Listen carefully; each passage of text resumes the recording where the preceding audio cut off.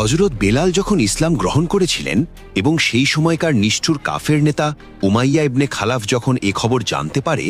তখন সে বেলালের ওপর কিভাবে ইসলামী ইতিহাসের সবচেয়ে জঘন্যতম অত্যাচার করেছিল। মক্কার সেই দুঃসহ দিনগুলোতে যখন এক আল্লাহর নাম নেওয়া ছিল চরম অপরাধ, তখন পাপিষ্ঠ উমাইয়া ইবনে খালাফের কৃতদাস হযরত বেলাল রাদিয়াল্লাহু আনহু নিজের হৃদয়ে ইসলামের নূর জ্বালিয়েছিলেন, যা জানতে পেরে উমাইয়া রাগে হিতাহিত জ্ঞান হারিয়ে ফেলে। সে শুরু করে এক অমানবিক ও পৈশাচিক অধ্যায়, যেখানে বেলালের গলায় শক্ত দড়ি বেঁধে মক্কার দুষ্ট বালকদের হাতে ধরিয়ে দেওয়া হতো, যাতে তারা তাকে পাথুরে পাহাড়ি পথে টেনে হিচড়ে রক্তাক্ত করে তোলে এবং পাথরের আঘাতে তার শরীর থেকে মাংস ছিঁড়ে পড়ত। যন্ত্রণায় যখন শরীর ক্ষতবিক্ষত,